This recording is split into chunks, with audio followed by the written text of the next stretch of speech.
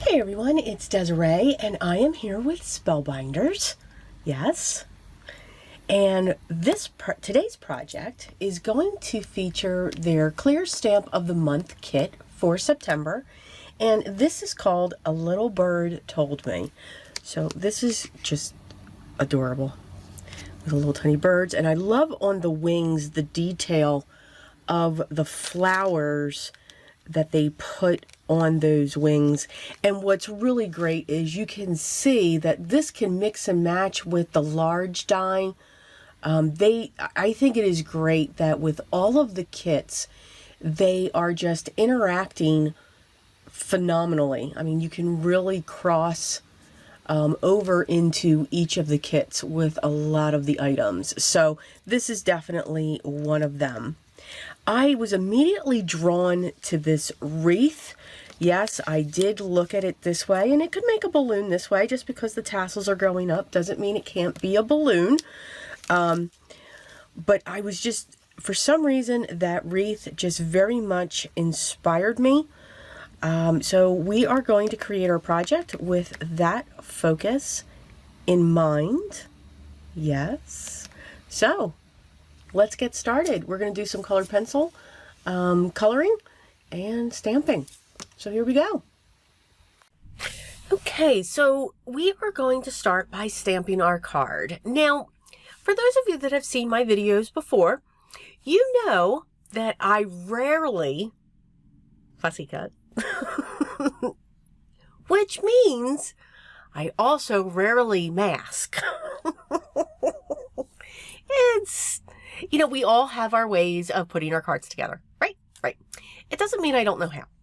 But for this one, what really, and I think I said it in the section before, so I'm just going to say it again. What really drew me in were these wreaths, these strings that created these baubles. And that's what we're going to call them, because they can be a wreath. They can be a bauble.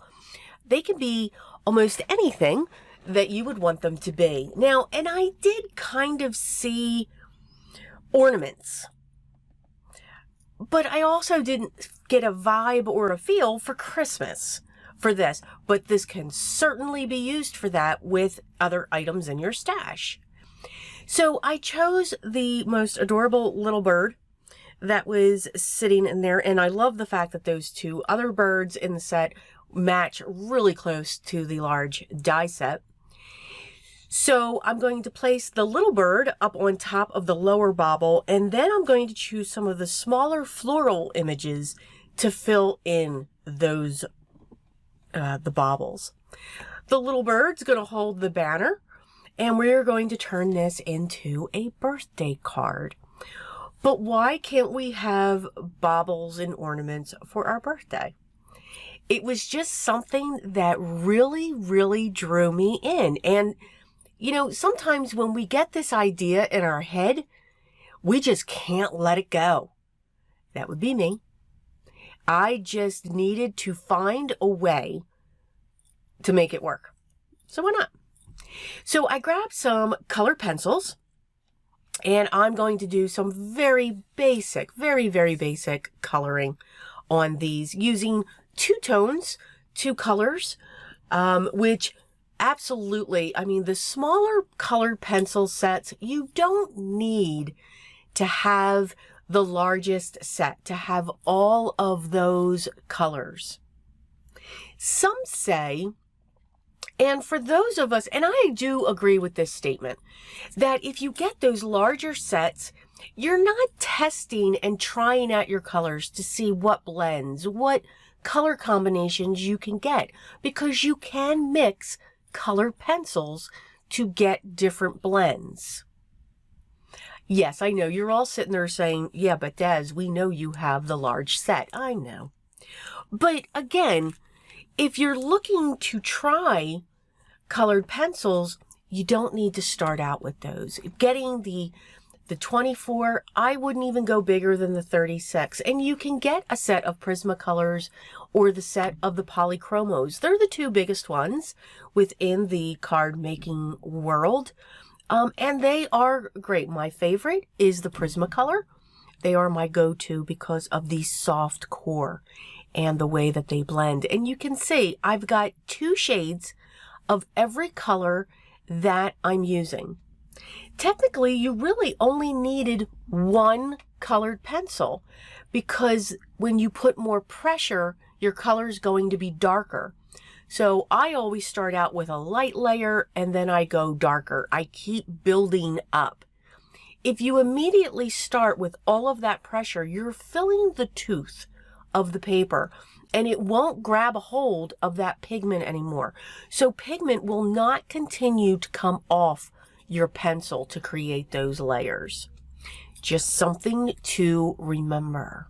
Little tiny tips and tricks there. I'm adding some warm gray to the banner just to give it some shade. Even though I wanted that white, it still should have some color.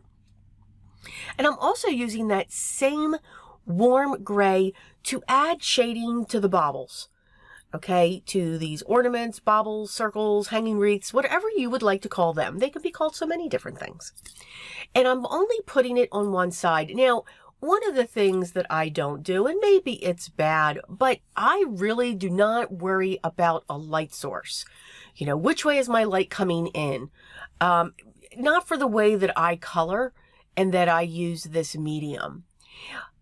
I have found that I do have a tendency to say, okay, my light's always coming in from the right.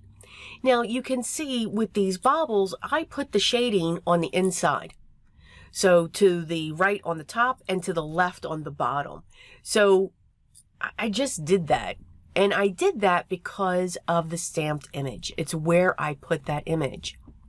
Now, if, again, for those of you that have seen my videos, I always speak in numbers, in odd numbers.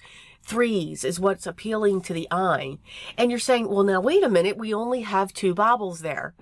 We do, but I do have 2 flowers and the little tiny bird. So those are the 3 items that I went with. And then when you take the baubles and the banner, there's another 3. So yeah, I pulled in some of my alcohol markers just to create those shades, and I used a very pale blue. It is one of the other Copics that I have. I do not have many at all, just only certain ones I will continue to use, and that one was B10. I just love that for shadow. So to make these, to continue the bauble ornament look, but maybe a hanging wreath, I added a line using one of my micron pens and just squiggled right down that line. And that squiggle is leading into another type of video that we will be seeing, but I'm going to keep it secret still. I'm still going through some things just to figure out how I want to do this. I've created 2 mats, one in yellow. The white, the one that I colored on, was cut 4 by 5 1/4.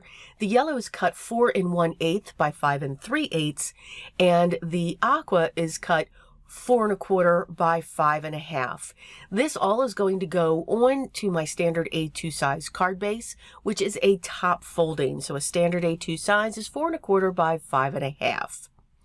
I'm going to bring in my liquid adhesive here, and I've pulled in some of my gem pearls, and in different sizes we are going to have those cascading down our ornament, again, whatever we want to call it. And I'm just going from largest to smallest from the top, and then I'm coming back up from the largest going up to the smallest. So I do hope you enjoyed this card. Got me a little bit out of my comfort zone, which I always enjoy. But I wanted to show you that you don't always have to mask. You don't always have to fussy cut. A really nice 1-layer card, quick and simple. As always, the links will be down below in the video description to the Spellbinders blog, their gallery for even more inspiration, their shop, and by all means, all the links to the kits as well if you want to check them out. They just keep on expanding, and it's awesome. And I love the way that they do interact with each other now. So I think it is great. If you have any questions, make sure you leave those down below, and I'll make sure I get back to you as soon as I can.